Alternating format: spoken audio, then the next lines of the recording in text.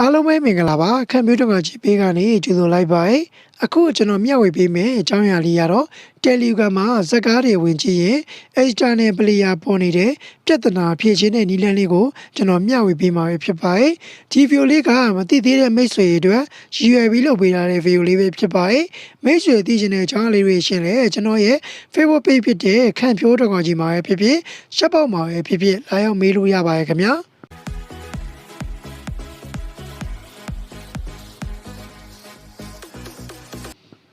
ဒါဆိုရင်ကျွန်တော်တို့ Telegram မှာစကားတွေဝင်ကြည့်ရင် external player ပေါ်နေတဲ့ပြဿနာဖြေရှင်းတဲ့နည်းလမ်းလေးကိုကျွန်တော်မျှဝေပေးဖို့အတွက်ကျွန်တော်တို့ Telegram လေးကိုတစ်ချက်ဝင်ပါမယ်ပြီးတော့ပြီဆိုရင်ဒီမှာကျွန်တော်မျှပြထားတဲ့ menu လေးကိုတစ်ချက်နှိပ်ပါမယ်ပြီးတော့ရင်ဒီမှာကျွန်တော်ဝိုင်းပြထားတဲ့ setting ကိုတစ်ချက်နှိပ်ပါမယ်ပြီးတော့ပြီဆိုရင်ဒီမှာကျွန်တော်ဝိုင်းပြထားတဲ့ data and storage ကိုတစ်ချက်ဝင်ပါမယ်ဒီမှာကျွန်တော်တို့ကဒီပြဿနာလေးကိုဖြေရှင်းဖို့အတွက်အဆင့်လေးဆင့်ကိုကျွန်တော်တို့လှုပ်ဆောင်ပေးရမှာဖြစ်ပါတယ်ပထမဆုံးအဆင့်အနေနဲ့ဒီမှာကျွန်တော်ဝိုင်းပြထားတဲ့အရာလေးကိုတစ်ချက်နှိပ်ပါမယ်ပြီးရင်ဒီမှာကျွန်တော်မြှပြထားတဲ့ reset လေးကိုတစ်ချက်နှိပ်ပါမယ်ပြီးရင်ဒီမှာကျွန်တော်ဝိုင်းပြထားတဲ့အရာလေးနှစ်ခုကိုကျွန်တော်တို့ off လေးတစ်ချက်ပြန်လုပ်ပေးပါမယ်ဒါဆိုတော့ကျွန်တော်တို့ပထမဆုံးအဆင့်အနေနဲ့အောင်မြင်ပြီပဲဖြစ်ပါတယ်ဒုတိယအဆင့်အနေနဲ့အခုနည်းနည်းလေးဆွဲရှာမယ်ပြီးရင်ဒီမှာကျွန်တော်ဝိုင်းပြထားတဲ့ streaming ဆိုတဲ့အရာလေးကိုကျွန်တော် on off လေးနှစ်ချက်လုပ်ပြီးနှစ်ချက်သုံးချက်လောက်လုပ်ပေးပါမယ်โอเคပြီးတော့ပြီဆိုရင်ကျွန်တော်တို့ဒါဆိုရင်တော့ကျွန်တော်တို့ဒုတိယအဆင့်အနေနဲ့အောင်မြင်ပြီပဲဖြစ်ပါတယ်တတိယအဆင့်အနေနဲ့ကကျွန်တော်တို့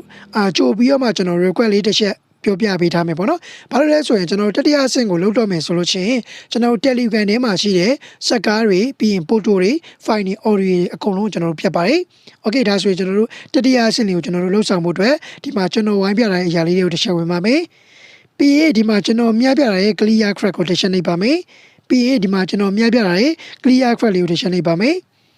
โอเคပြီးသွားပြီဆိုရင်ကျွန်တော် clear ဖြစ်သွားပြီဆိုရင်တတိယအဆင့်လေးကျွန်တော်အောင်မြင်ပြီပဲဖြစ်ပါတယ်နောက်ဆုံးအဆင့်အနေနဲ့ကျွန်တော်တို့ back လေးတစ်ချက်ပြန်ထွက်မယ်ပြီးရင်ဒီမှာကျွန်တော်ဝိုင်းပြထားတဲ့ data usage တွေကိုတစ်ချက်ဝင်ပါမယ်ပြီးရင်အခုနည်းနည်းလေးဆွဲချမယ်ပြီးရင်ဒီမှာကျွန်တော်မြှပြထားတဲ့နေရာလေးကိုတစ်ချက်နှိပ်ပါမယ်ပြီးရင်ဒီမှာကျွန်တော်မြှပြထားတဲ့ reset လေးကိုတစ်ချက်နှိပ်ပါမယ်ပြီးသားပြီဆိုလို့ရှိရင်ကျွန်တော်တို့ကဘက်လေးကျွန်တော်တစ်ချက်ပြန်ထွက်ပြီးသားပြီဆိုရင်ကျွန်တော်တို့ရဲ့ဖုန်းလေးကို power လေးတစ်ချက် off လိုက်ပါပြီးရင်ပြန်ဖွင့်ကြည့်ပါပြန်ဖွင့်ကြည့်ပြီးသွားပြီဆိုရင်ကျွန်တော်တို့ဒီဗီဒီယိုဇာတ်ကားကိုကျွန်တော်တစ်ချက်ပြန်ပြီးဝင်ကြည့်ပေးပါဒါဆိုရင်တော့မိတ်ဆွေတို့အဆင်ပြေသွားပါလိမ့်မယ်အားလုံးကျေးဇူးအများကြီးတင်ပါတယ်ခင်ဗျာနောက်တဲ့ဗီဒီယိုမှာကျွန်တော်တို့ပြန်တွေ့ပါမယ်ခင်ဗျာ